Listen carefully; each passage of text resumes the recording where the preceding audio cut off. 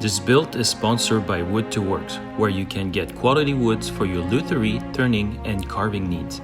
They ship worldwide and have a great service to help you choose through their great selection.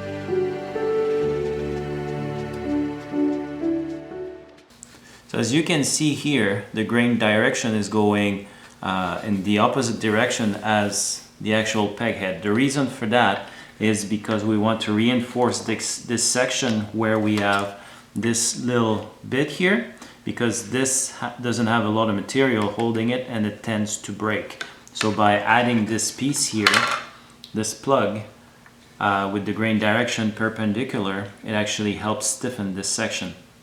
The little hole here is to allow the glue to come back out, so there's no pocket of air from underneath.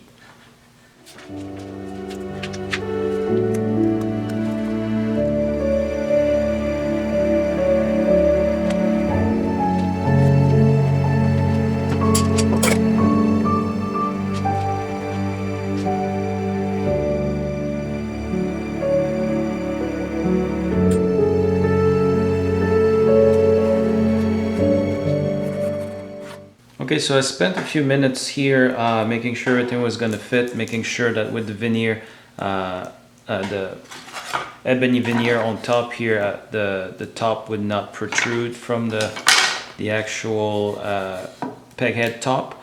I've sanded that back down here because once this is in, it's actually protruding from the plate, but will be okay with the veneer. Another thing I did is I protected the actual movement, so the treads and also the rod itself with packing tape. Now the packing tape doesn't wrap all the way around, it's stuck on each side here of the blue section, which is the part that turns. And that way when I put the glue on top to put the strip here, this will not clog and prevent any movement from the truss rod.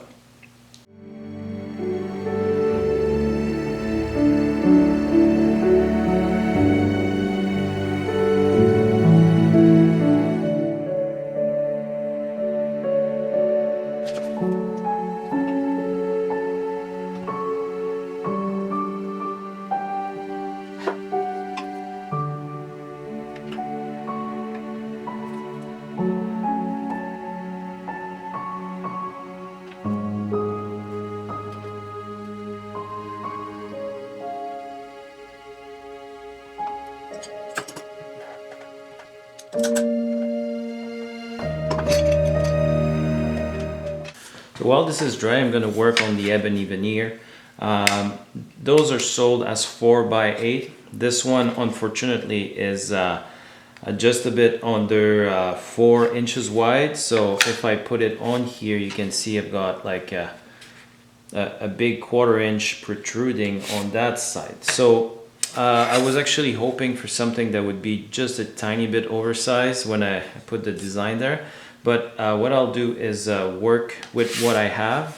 You also can see that the ebony is not completely black. You can either go ahead and stain it the proper black color if that's what you want, but I don't mind seeing the wood grain. I think it adds dimension. So I can either choose, I can choose either sides. So what I'm gonna do is try to maximize the amount of wood grain I'm gonna have on my peg head. So what I want to do here is basically, it's gonna go this way. So if I put it this way and just go right to the edge there for where it gets darker, so there's only a small section of it, and then the missing section here I'll take from this section here. So I'll cut that up, flip it around and put it here, glue that up together, and then that's going to give me enough width.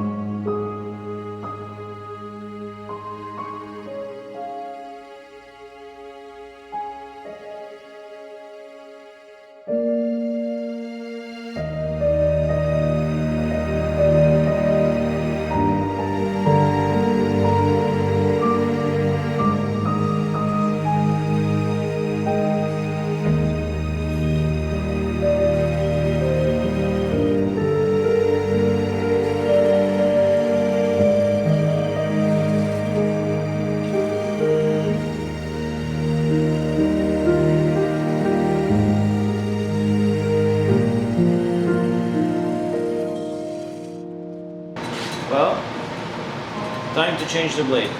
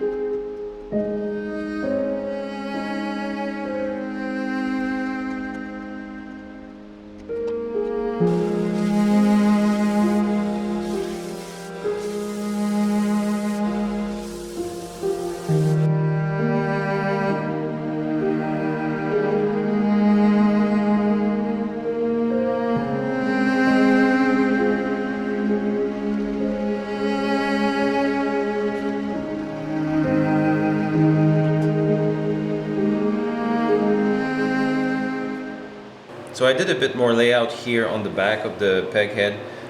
You just saw me drill a pilot hole and the bushing hole from the other side, but I'll be putting a back veneer here, and then with the pilot hole I'll be able to get back from this side to the back, and then from there finish up this section anyway.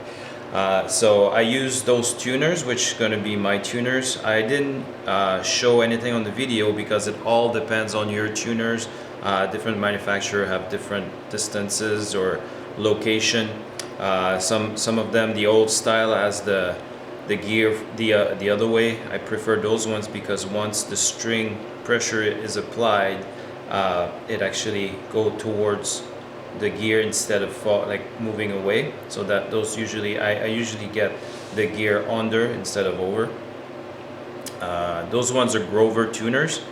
Then I also made a center line right here for the neck, and you see right now I used the template while the neck was in the body to make the layout for the neck heel right here. So that way I've got a visual as to where I need to carve the neck. So the next step will be I'm going to be making a cradle to hold this in place while I'm carving it, and then I'm going to start carving.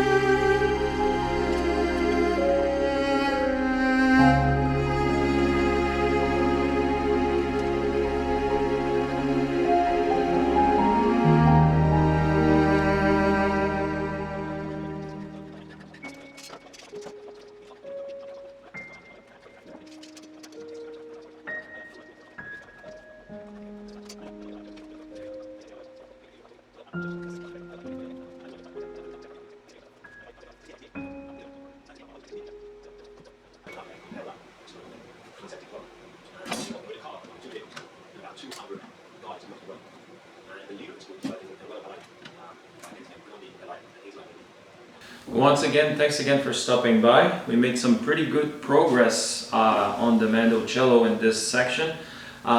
Just want to remind you guys that if you want to see in more detail the joint, go check the part 10 of the build series. If you want to see the actual starting up of the neck and all of that before we got to this point, that's in part 9.